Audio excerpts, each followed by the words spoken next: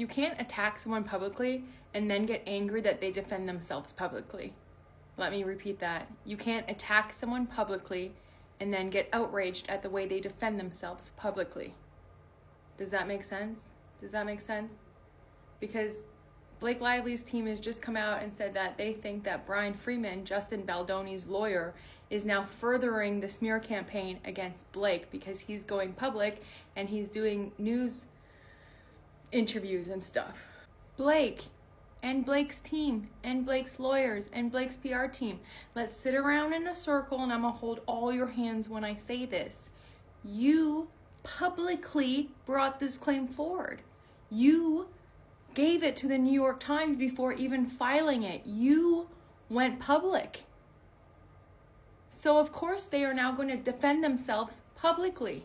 The New York Times article that they published was completely manipulated. It was missing text messages, it was redacted, and it was very biased and one-sided. That was given by Blake Lively's team to the New York Times before they even filed privately. They made it public. And now they're coming and saying that now Justin Baldoni and his lawyers and his team are furthering the smear campaign by going public and doing interviews. You brought it forward first.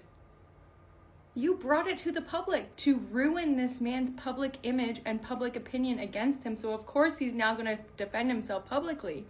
So many people in the comments that I'm seeing, like, why are they going public? Why is he doing news interviews? She brought it forward publicly first. You can't go public with something and then expect them not to defend themselves publicly. And the interview with TMZ was hilarious when they were saying, oh, it was happening on both sides. We've seen PR in 19 years. We've got stuff from Blake's side and Justin's side. And Brian Freeman's standing there with his arms crossed just looking at the Zoom. And then he's like, oh, you would be an expert witness then. At the end of the day, the New York Times is going to come out and have to prove whether or not they took the messages and redacted them themselves and manipulated the truth, or if that was given to them. And I think that's all Brian Freeman is trying to do with this lawsuit against the New York Times, is figure out if it was the New York Times that did it or if it was Blake's team. But again, Blake, baby girl, you went public. You went public first. You could have just filed your complaint privately and let all of the social media people, all of the FBI's, all of these people figure it out themselves. And then the news would have brought it forward, but you chose to bring it to the public eye.